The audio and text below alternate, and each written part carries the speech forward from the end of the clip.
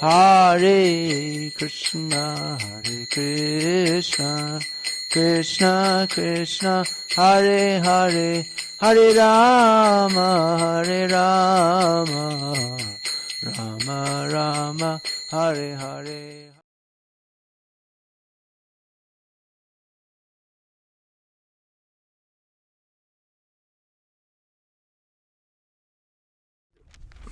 Bhagavatam, Canto 1, Chapter 5, Text 10. Translation and commentary by His Divine Grace, A.C. Bhaktivedanta Swami Prabhupada.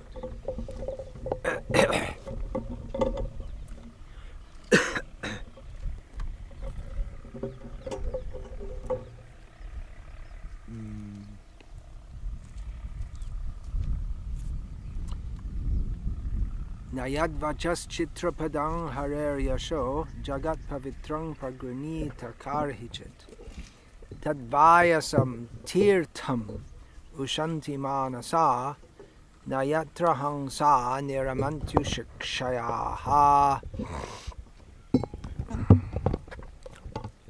Those words which do not describe the glories of the Lord, who alone can sanctify the atmosphere of the whole universe, are considered by saintly persons to be like unto a place of pilgrimage.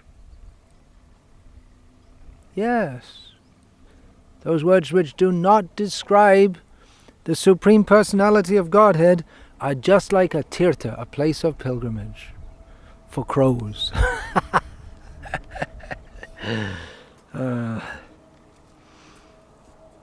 It's a little bit of humor on the part of Narad Muni. Yes, it's just like a holy place for crows. It's oxymoronic, means mixing terms which they don't mix. Tirtha means, what's the basic meaning of the word tirtha? Does anyone know? Ford. It means a ford, which means a crossing place at a river. So it's tirtha means that's the original or the derivative meaning is that one can cross from this world to the next. But crows, where are they going? They have a hellish existence. Where are they going to go? Yeah, they're not going to go to the spiritual world. The crows, they'll like the drain where there's all dirty things in it. They won't like to go to a nice clean river. There's this story there in the Mahabharata of the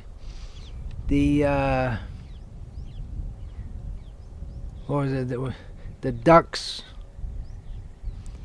They saw the swans flying. They said, "Where are you going to?" Manasa Sarovar. So, what's that like? Oh, it's very beautiful and many lotuses are there. Said, so we'd like to go also. But are there nice snails and slugs for us to eat? No. Oh, no, we're not. What a terrible place. We don't want to go there. So birds of a feather flock together. Srila Prabhupada also told that story of the Christian preacher who's preaching to the miners, and about you have to be careful, you have to believe in Jesus, otherwise you go to hell. And they say, what's hell? It's a place that's very dark and cold, and you never see any light. And said, well, sounds nice. We spend all day in a mine. It's just like that. So, those words which do not describe the glories of the Lord, who alone can sanctify the atmosphere of the whole universe, are considered by saintly persons to be like unto a place of pilgrimage for crows. Since the all-perfect persons are inhabitants of the transcendental abode, they do not derive any pleasure there. Purport. Crows and swans are not birds of the same feather because of their different mental attitudes. Just see, even among the birds, there's completely different types. The swan, usually pronounced in Indian English swan, but it's actually pronounced in English swan, even though it's spelt as if it might be pronounced swan. He's very graceful, dignified looking bird. When he moves on the water, it looks very dignified, aristocratic. Swans, you see them in two, husband and wife. They'll just go in groups of two. Crows, they go in larger groups, and they're just the opposite. They'll pick up garbage. Where there's a garbage heap, you'll find the crows. One memory of, I used to think of this verse in Calcutta in the winter. All the devotees would have colds, and they would spit this thick, green gob, phlegm. And crows would come, wah, wah, and put their head at the side so they can lick it up. They're also blessed by Yamaraj. He saved Yamaraj from Ravana. So they got a benediction. What is that benediction? I can't remember what it is. The different creatures, they got benedicted. So, the fruitive workers or passionate men are compared to the crows, whereas the all-perfect saintly persons are compared to the swans. The crows take pleasure in a place where garbage is thrown out, just as the passionate fruitive workers take pleasure in wine and woman and places for gross sense pleasure. The swans do not take pleasure in the places where crows are assembled for conferences and meetings. They are instead seen in the atmosphere of natural scenic beauty, where there are transparent reservoirs of water nicely decorated with stems of lotus flowers in variegated colors of natural beauty. That is the difference between the two classes of birds. Nature has influenced different species of life with different mentalities, and it is not possible to bring them up into the same rank and file.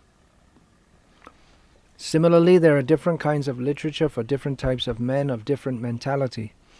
Mostly the market literatures which attract men of the crows categories are literatures containing refused remnants of sensuous topics.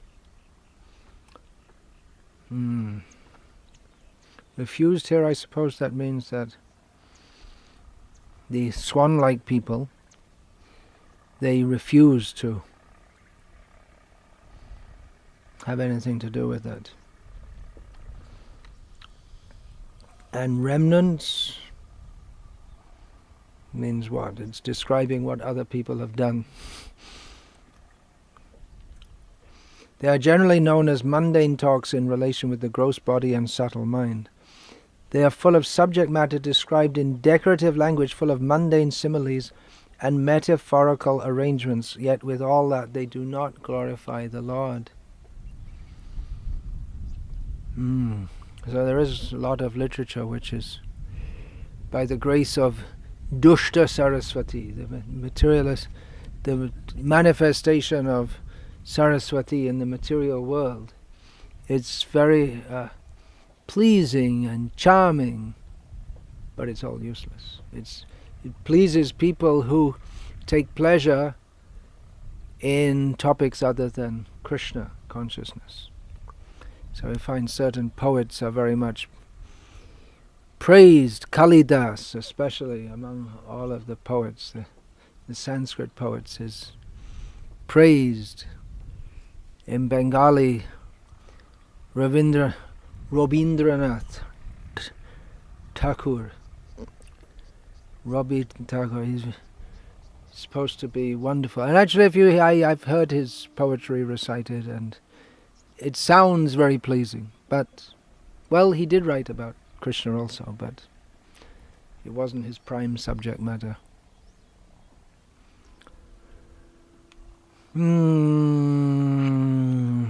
With all that, they do not glorify the Lord. Such poetry and prose on any subject matter is considered decoration of a dead body.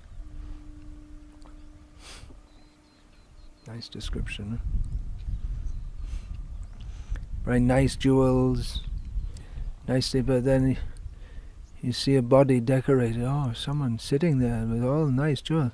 You can go out to them and say, oh! It's a dead body. So again, it's something which is shocking by the contrast that we see jewels and decorations, and looks very nice there all over India. You don't see in most countries, but definitely not in the West. There are many advertisements for jewelry,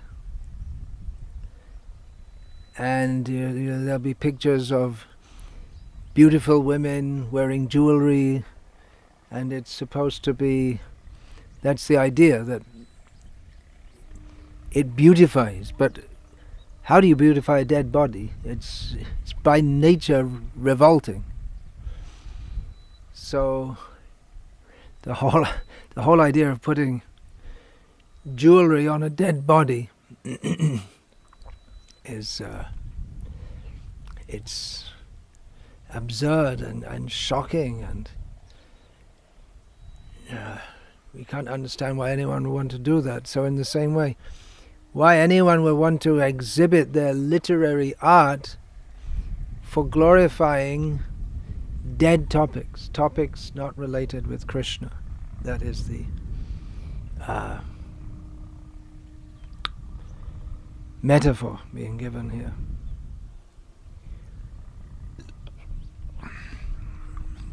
Spiritually advanced men who are compared to the swans do not take pleasure in such dead literatures which are sources of pleasure for men who are spiritually dead. Yeah, Srila Prabhupada's being infused with the words of Shuddha Saraswati to express in this English language the position of people who do not take pleasure in topics of Krishna. They're spiritually dead. They may be very active and bright and famous and prominent, but spiritually dead. The whole world is achaitanyamidang vishvam. It's unconscious world because they don't know Chaitanya Mahaprabhu. Therefore they are as if unconscious.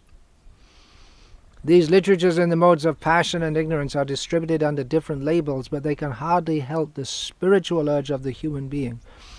And thus the swan-like spiritually advanced men have nothing to do with them. Such spiritually advanced men are also called manasa, because they always keep up the standard of transcendental voluntary service to the Lord on the spiritual plane. This completely forbids fruitive activities for gross bodily sense gratification or subtle speculation of the material egoistic mind. Social, literary men, scientists, mundane poets, theoretical philosophers and politicians who are completely absorbed in the material advancement of sense pleasure are all dolls of the material energy. They take pleasure in a place where rejected subject matters are thrown. According to Swami Sridhara, this is the pleasure of the prostitute hunters. All nice terms. Spiritually dead, decoration of dead body, dolls of the material energy, pleasure of the prostitute hunters. It's building on Narada's analogy. It's swan-like men and crow-like men. So let's roll out the insulting analogies. But it's not really insulting, it's true. To call a thief is not insulting, although the thief will feel insulted. He's caught stealing, and he's called, "You're calling me a thief." Becomes upset. But literatures which describe the glories of the Lord are enjoyed by the paramahamsas who have grasped the essence of human activities. Bring that cloth which I used for Pagri. Nayadvachas chitrapadang harer yasho jagat pavitrang pragunita karhichit tadvaya sanktirtam ushanti manasa nayatra hangsa niramantyushakshayaha. Those words which do not describe the glories of the Lord, who alone can sanctify the atmosphere of the whole universe, are considered by saintly persons to be like unto a place of pilgrimage for crows. Since the all-perfect persons are inhabitants of the transcendental abode, they do not derive any pleasure there. Yeah.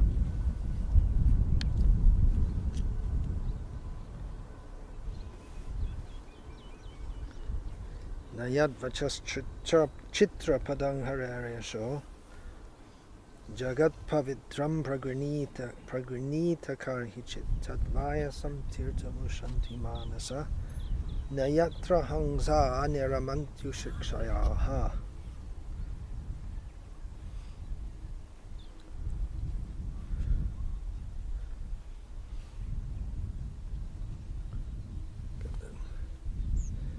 You have hot sun here and cold wind coming from here. North wind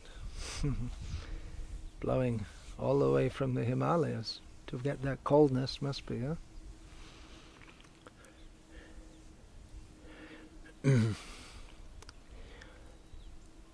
Om Gyanatimirandhasya Gyananjana Shalakaya Chakshurun Militam Yena Tasmai Shri Gurave Namaha Nama Shrishtham Manamapishat Chiputra Matra Sarupam Rupam Tasya Gujamurupuring Maturim Goshtavatim Radha Kundam Girivaramaho Radhika Madhavasham Prapto Yasya Pratita Kripaya Shri Gurum Tam Natasmi Vandeham Shri Guru Shretafara Kamalam Shri Gurun Vaishnavangscha Shri Rupam Sagrajatam Sahagana Raghunatam Vitam Tam Sajivam Sadvaitam Savadhutam Parajana Sahitam Krishna Chaitanya Devam Shri Radha Krishna Padan Sahagana Lalita Shri Vishakhanvitamscha Shri Radhaya Pranaya Mahima Kidrisho Vanaya Eva Swadyo Yena Adbhuta Madhurima Kidrisho Vamadiyaha So Kyang Cha Syamad Anubhavata Kidrishang Veti Lobhat Tad Bhavadha Samajani Shakchigarbha Sindhu Harinduhu Hare Krishna Krishna Krishna Hare Hare Hare Rama Rama Rama Hare Hare. One related topic which just came to my mind is not to make Srila Prabhupada's temples and projects into places of pilgrimage for crows, literally. Don't make a garbage heap out of everything, throwing garbage here and there. Keep everything neat and clean. That's sattvic.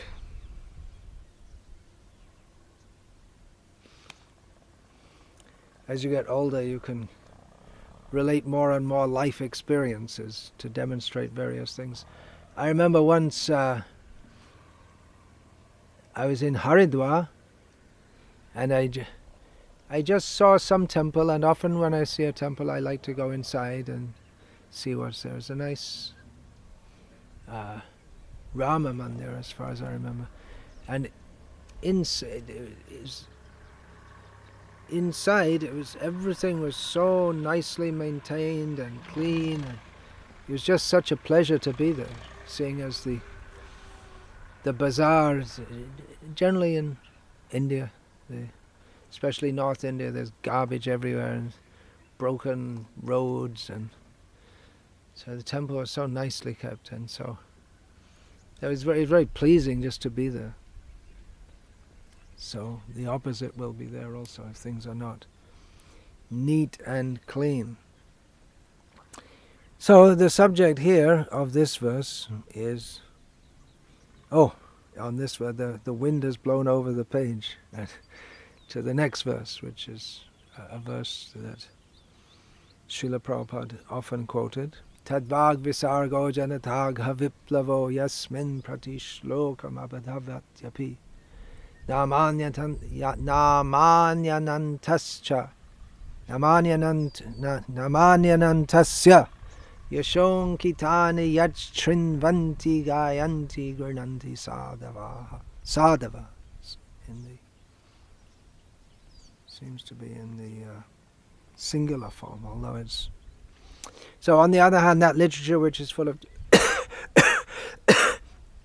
descriptions of the transcendental glories of the name, forms, pastimes, etc. of the unlimited Supreme Lord is a different creation full of transcendental words directed toward bringing about a revolution in the impious lives of this world's misdirected civilization. Such transcendental literatures, even though imperfectly composed, are heard, sung, and accepted by purified men who are thoroughly honest. So we are meant to become like swans, not like crows. This the very pleasing birds, swans, peacocks, parrots, these are very pleasing birds, and crows especially are very just at the opposite end of the scale. What else? Vultures, owls. Owl is the carrier of Lakshmi also, right? There's one every night I can hear over just outside here. You can hear that sound. You don't see owls much. You hear them more. So just outside here there seems to be one. So yeah, especially crows and vultures. And eagles, they're considered somewhat noble, even though they eat flesh. Well, peacocks do too. Peacocks, they're not vegetarians. They'll eat anything. Well, they don't eat carrion like vultures do, but they'll eat insects and all kinds of things. But anyway, they look fabulous, don't they? The peacock is... In India, there's no bird like the peacock. In some places, in Australia, Papua New Guinea, I haven't been there, but they have birds of paradise, they're called. They're so beautifully coloured. In Australia, there's so many amazing, beautiful birds. So that's Krishna's creation. Devotees, they want to be like the swans. That term is used, hamsa. That word, it means swan, but it also means an advanced spiritualist. And the reason for that is particularly not so much because of the swan being very graceful and beautiful and seems to be somewhat aristocratic, but because of the swan's ability to separate milk from a mixture of milk and water, to take out the cream. Has some facility to do that, so we're told. I don't know if that's corroborated by modern science, but we don't care that much anyway. They haven't seen all the swans. I was reading this book about the India they saw, and even in fairly recently times, there's a description of the Sharab, which is described in Shastra, some terrible creature, and some foreign visitor describes that creature.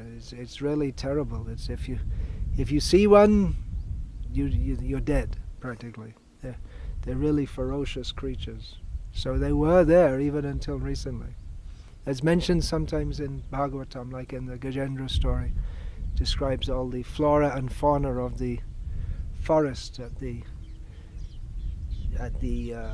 base of the Trikut mountain. So in several places in Bhagavatam describes. So, devotees, any advanced spiritualist is called Hamsa. He can separate the essence from the non-essential. That is, there's so many things in the world, but what is the essence? The essence is to understand the Atma, the spiritual essence, that everything material it comes and goes, it has no particular significance, but spiritual life, that is the essence. And then the true paramahamsa is a pure devotee of Krishna, because he knows that not only is there Atma, but there is Bhagavan, who we are to surrender to. So devotees are supposed to be like Hamsa, Paramahamsa. They not concerned with this one. Also like the swans, they're somewhat withdrawn. They don't make. They keep just to themselves. There'll be generally two swans, and they're aloof. So devotees should be like that, and not concerned with mundane topics. There are so many topics that we can absorb the mind in, but we have to absorb our mind in thought of Krishna. Now, elsewhere in this section, in this very chapter of Bhagavatam, there is another verse which is also quite often quoted. Idang hi pungsas tapasah shrutasya va svishtasya suktasya cha buddhidatayoho. Then Kavibir nirupita yadutama shloka guranamana. Number 22, I've missed a few words. Left a few words out there.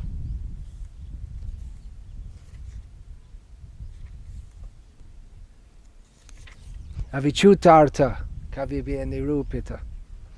Nirupito yadutama shloka gunarnavananam. That the perfection of, tapasya, austerity, studying the Vedas, performing sacrifices, culture of knowledge, giving in charity is to glorify Krishna. And in the purport, Srila Prabhupada speaks about various mundane pursuits, or pursuits that are generally pursued in a mundane way: art, science, philosophy, physics, chemistry, psychology, economics, politics, etc. And Srila Prabhupada says that all of these should be directed toward Krishna, toward glorifying Krishna. So there is some scope for indulgence in these topics. We want to hear about Krishna, that charming boy who stands on the bank of the Yamuna playing his flute, calling the gopis who come running to him, and then he says, "What are you doing here? You should be good women, good wives, go back home." They said, "Forget it, we're staying here." So we're supposed to cultivate attachment for Krishna. But there are so many other topics. Art, that one word, art, there's a huge panoply of all different subjects. Then art, science, huge area of topic. Philosophy. You can spend your whole life on one branch of any of these, and you'll never come to the end of it. It's such big topics. But these can be directed toward Krishna. By studying science, one should come to realize that there's a great scientist. By studying art, we should know that where does that artistic inspiration come from? That comes from Krishna. And art is meant for glorifying Krishna. Art, music, all meant for glorifying Krishna. Poetry becomes song, song becomes dance. So it's more and more expression. And in the drama you have everything. You have poetry, dance, and all expressions and interact. Everything is shown in drama. So that's in Indian culture, that's considered the ultimate artistic expression. Everything, there's interaction with the audience, and that's supposed to produce rasa in the rasika audience. Those who know, those who can appreciate art, they will. Those who know the science of dramaturgy, by seeing the drama, they will experience rasa. So all this can be used in the service of Krishna. And in preaching Krishna consciousness, we also have to be informed, to some extent, of different topics. Because if we go among the people in general and start talking to them about, there's a beautiful blue boy standing on the bank of the Yamuna in threefold bending form, he wears a yellow dhoti, at least Prabhupada said he wore a yellow dhoti. Sri Dayanand Maharaj doesn't believe it, but Prabhupada said that. And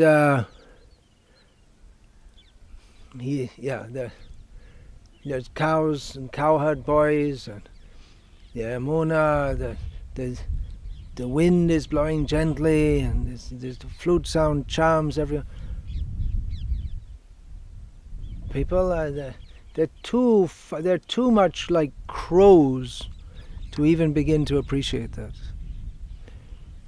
And especially here in India, if we start talking about science, I become very interested. Crows, science, how wonderful! After you see, there was some cells, and then they interacted, and then they became some fish, and then they climbed on the land, they became lizards, and they became monkeys, and then they became my grandfather. And at the end of all this, here we are, studying science. It's the culmination of the great evolutionary journey, which is all by chance, so that we can study science. Science.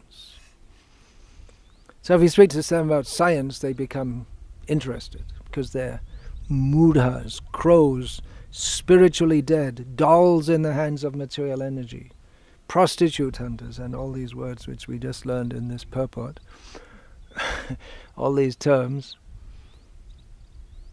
So you get their attention. And then you're supposed to bring them up from this level to... you got their attention, and then you're supposed to speak to them, or bring them to Bhagavat Tattva Vijnana, the science of Krishna, science of understanding Krishna. Oh, I'm talking about beautiful birds. There's one just alighted on a tree there. Azure, and with azure and dark blue, with some chest which is orange color. What's that called? Milk bird. What does it do? It drinks the milk? Why is it called a milk bird? In Telugu it's called that. Palagula. Palagoa. No, I can't pronounce. Pal I know means milk. It's alright, I'm not going to learn Telugu this lifetime round. I won't bother trying. You won't see in Hyderabad, I think. Only in the country. I didn't see here before. You know, other birds are very beautiful, and even in miserable England, where the sun hardly ever comes out, there's these beautiful birds, is the kingfisher. They look very beautiful. This is a kingfisher also? I don't think so, no. Not kingfisher, but you can see kingfisher here. Yeah, you'll see because of the lake. Yeah. But that bright blue is common. Generally the kingfishers have that. But what's their business is, and they go up and then they'll do a dive bombing to catch a fish. So they look beautiful, but that fish eating is not so wonderful. Anyway, that's what they have to do, impelled by the modes of nature. So, yeah, we could become attracted by the birds. Ornithology, studying birds.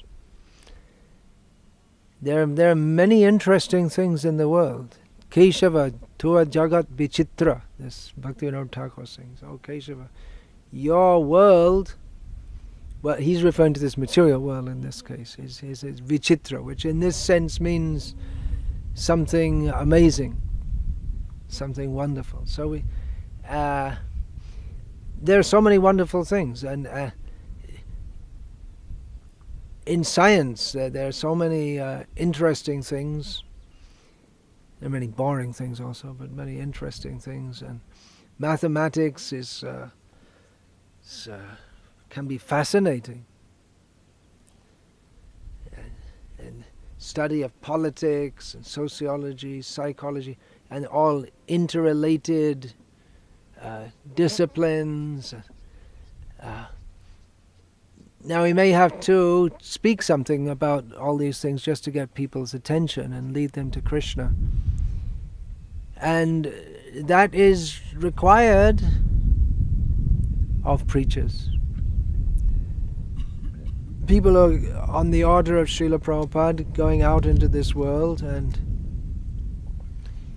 especially if we have to preach to what Srila Prabhupada called the intelligent class of people, then to have some knowledge of this world is required. And intelligent people, here we're using it in the conventional sense, this term,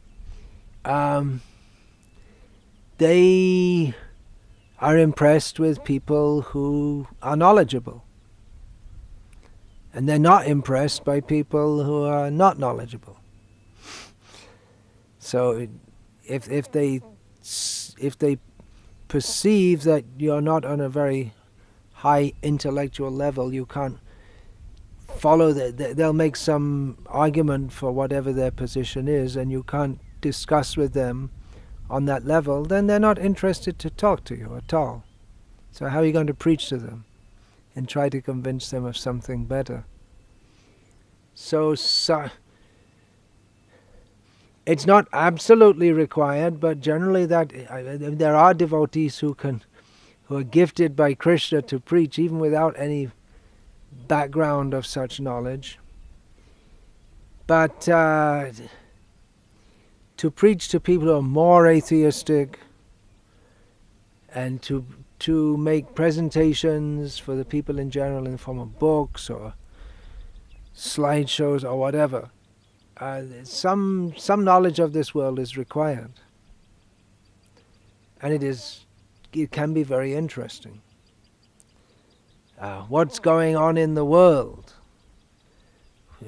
It can be very interesting. People, they like to discuss these things, crow topics, that who will win the elections and what will happen in Kashmir, or all this kind of thing. What is the situation? And we also need to know, to some extent, for living in this world, some information about it. But at the same time, we always have to remember that our real business is to become mad after Krishna. Chaitanya Mahaprabhu said, "Jodi ama prati sneho thake shabaka, tobe Krishna beti rikto na gaibeya. Ki bhujane, ki shayane, ki ba jagarane, ahar nisha chinta Krishna balahabadane." He would tell people who came to his house, this was in his Navadip Leela, shortly before he accepted sannyas.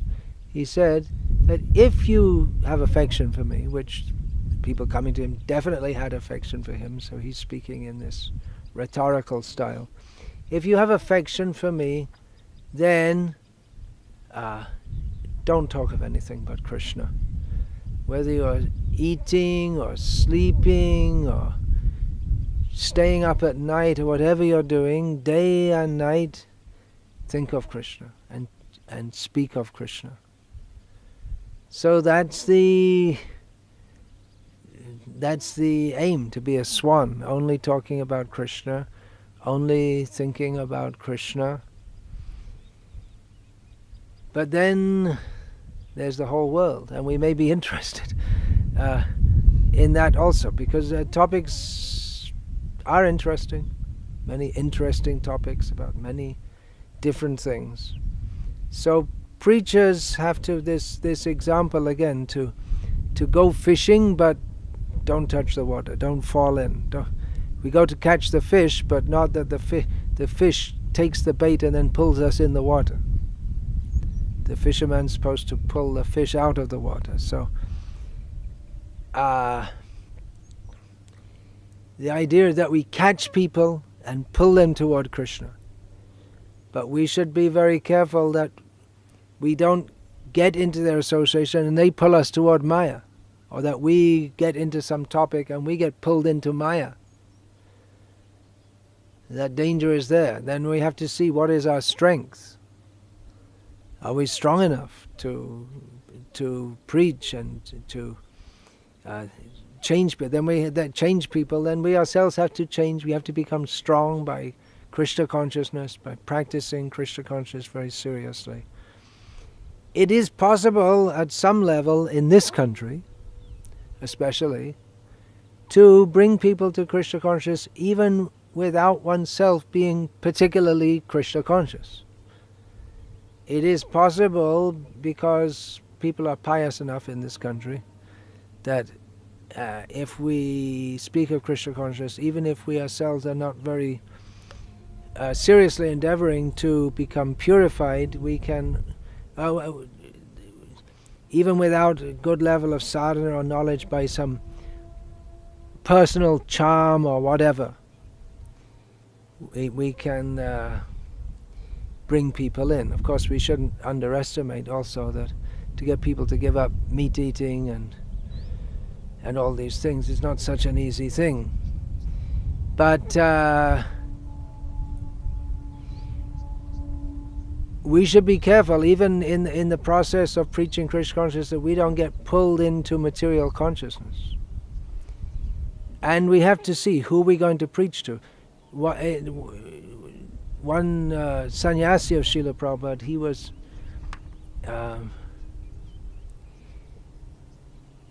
was warned by Srila Prabhupada. He asked Srila Prabhupada going to preach to the Mayavadi sannyasis, and then Prabhupada told him, don't go. You can't argue with them. You're not fit for that. So he would appear foolish in that regard. Srila Prabhupada wrote in one purport that the preachers of Krishna consciousness should be learned, otherwise they will look foolish and they'll be embarrassed and insulted when they go to preach. So we should know our limitations also. When we're going to fish, and don't go fishing for catch some crocodile and the crocodile catches you. And he went fishing. He's been out a long time. He didn't come back. He didn't come back means you can find him inside the crocodile. Got caught by the crocodile. So we should also know what are the dangers in preaching. It might even seem that we're bringing people to Krishna consciousness, but if they might chant Hare Krishna, but if they don't give up their atheistic Mayavad way of thinking, and then by associating with them we become implicated with them, not that they become purified by our association. We can also, if in the name of preaching we start to talk like Mayavadis, because we think, well, we're mixing with them because we're giving them our association, or talk like mundane people, then we become mundane according to the Hang Sanyai. If you see a bird, it looks like a duck, it waddles like a duck, and it quacks like a duck, it's a duck. You can call it by another name, but it's a duck. So at least in Bengali, the word hans is used for duck. So, be careful.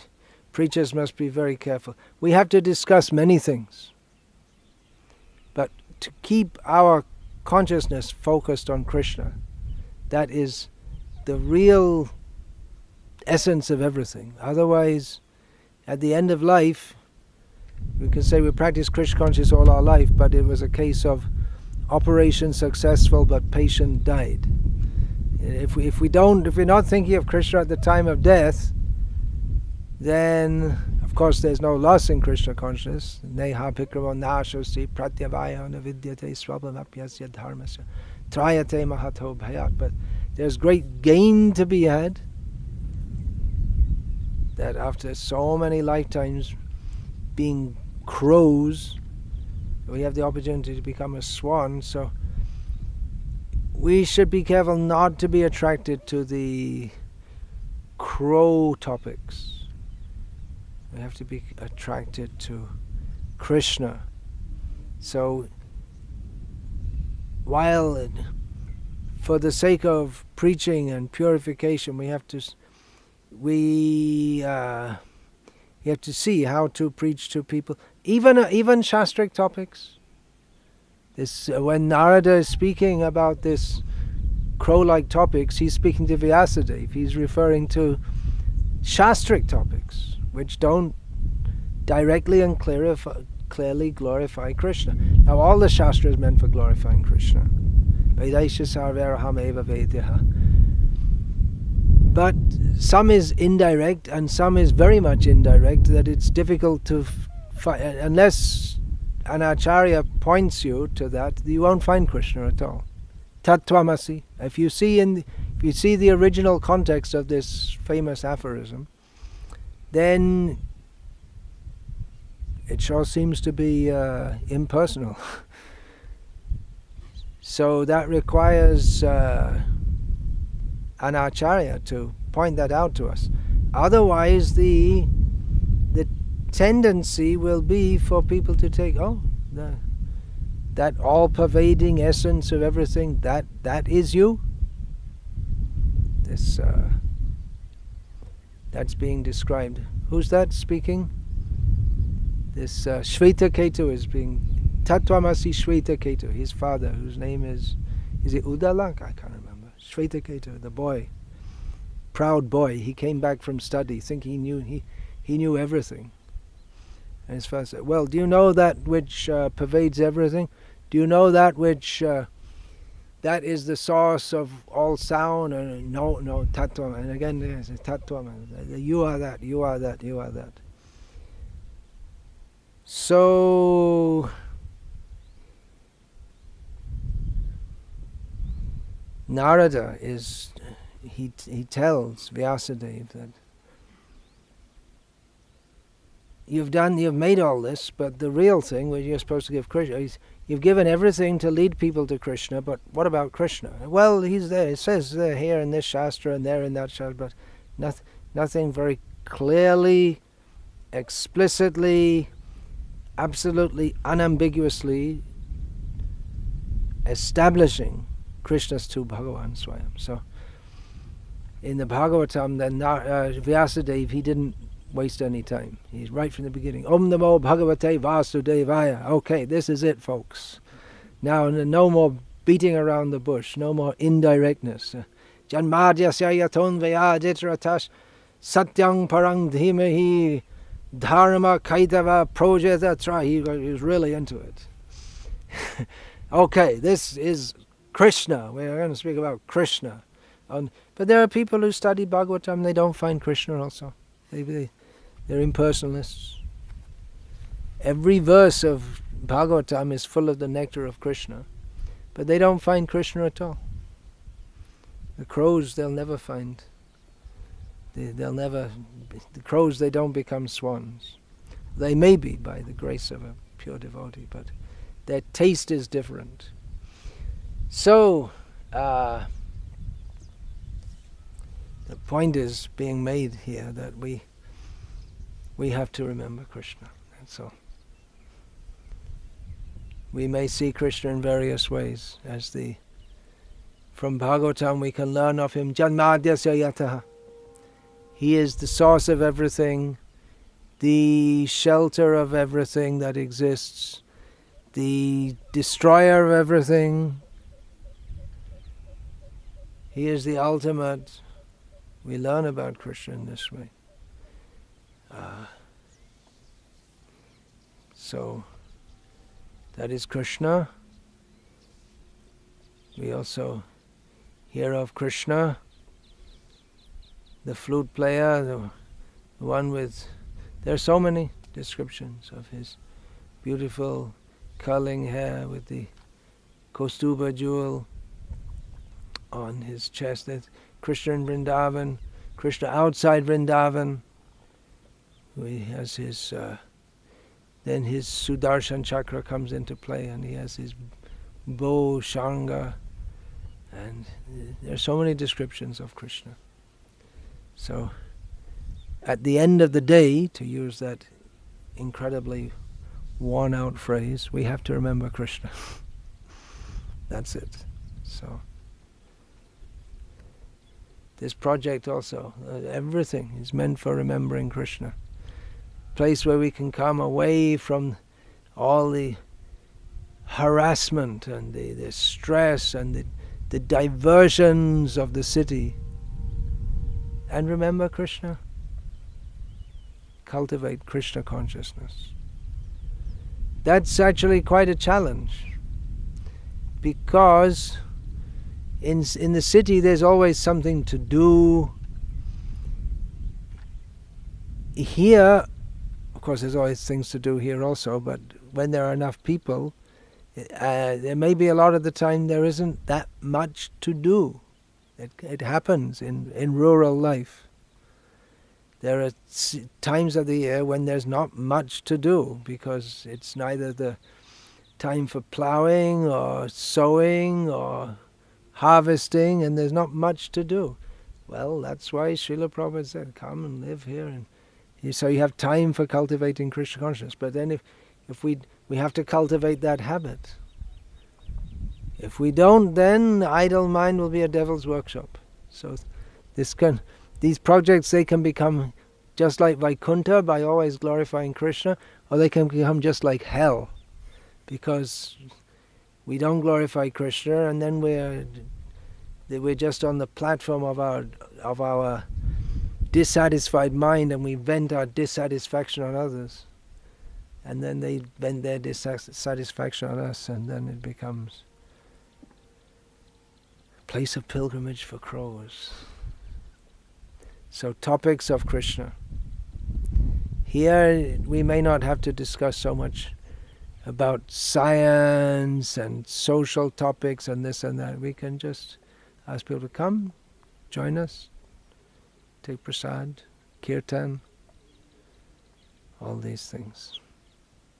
But we have to develop a taste for that also, hearing and chanting about Krishna.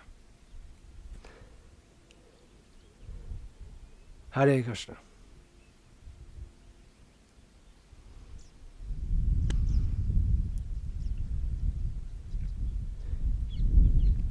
What do you think, Kunja Bihari? Any questions?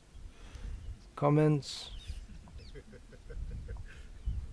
Realizations?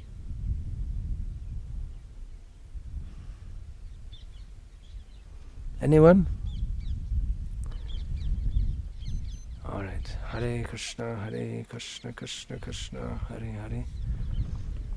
Hare Rama, Rama Rama, Hare Hare.